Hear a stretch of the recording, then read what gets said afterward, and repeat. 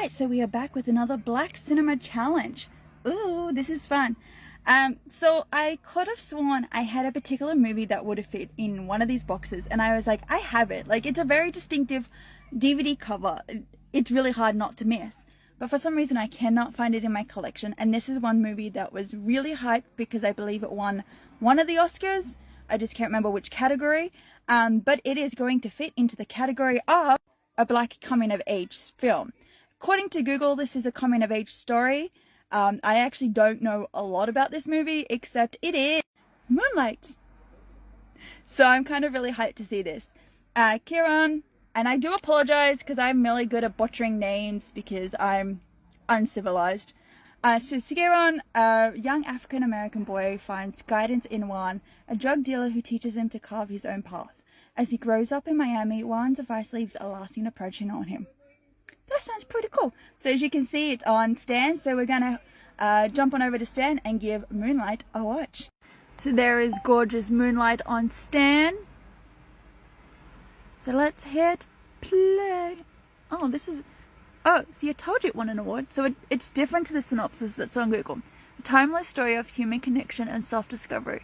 Chronologically, the life of a Black man from childhood to adulthood as he struggles with his identity, growing up in a rough Miami neighborhood.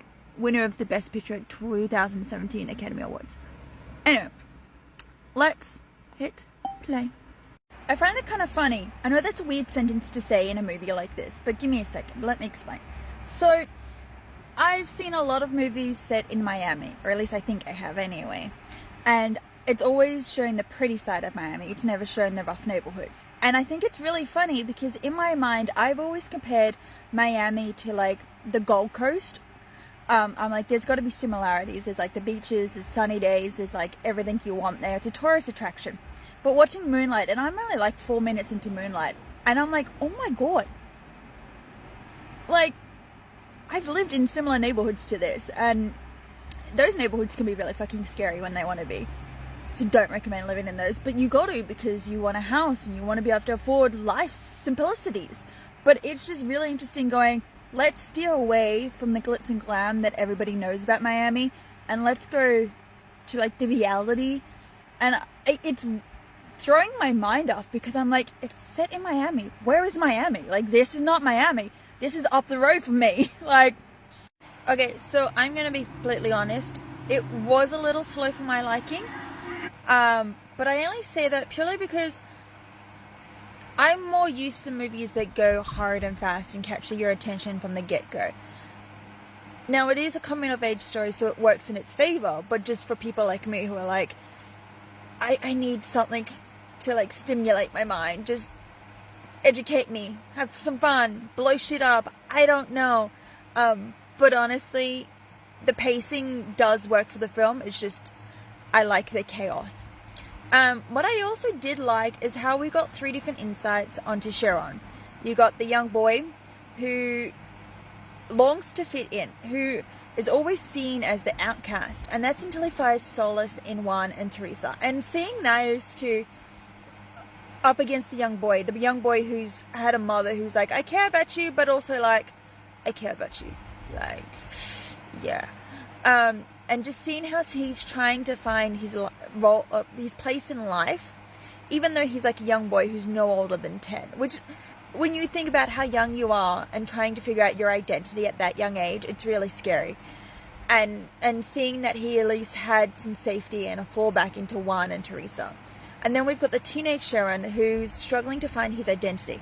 Not just with the typical teenage identities that we all struggle with, but also the fact that he's struggling to find his sexual identity. He's struggling to find his own identity because he's, you know, being bullied. He's got his sexual identity where he's like, I think I like boys, but I'm also not sure, because there is no set relationship for him up between these 2 points. And then you've got the adult Sharon who only feels like the world is against him. He's gone through all these childhood, adolescent years, feeling like that he will always be the outcast, feeling like that no matter what he does, he's going to get kicked down and beaten down and being told he needs to go away. So he's used that little box that he's so used to being in to kind of keep him from finding his own form of safety and it kind of forces him to just struggle.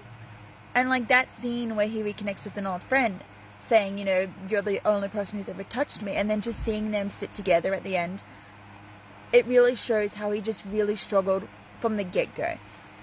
And it's just, there is some gorgeous moments in this, I'm not gonna lie. Like I said, look, even though I found it a bit slow for my liking, you have to admit that Moonlight is absolutely gorgeous. You have to admit that visually they've done their storytelling the way that it deserves to be told. That telling it from 3 different ages was needed to understand who this young man is and to understand how he turned out to be who he is. So it is a semi-biographical story. I'm not sure 100% if it's true or what exactly it is. But if you haven't already, go check it out. I would love to know your insights on Moonlight.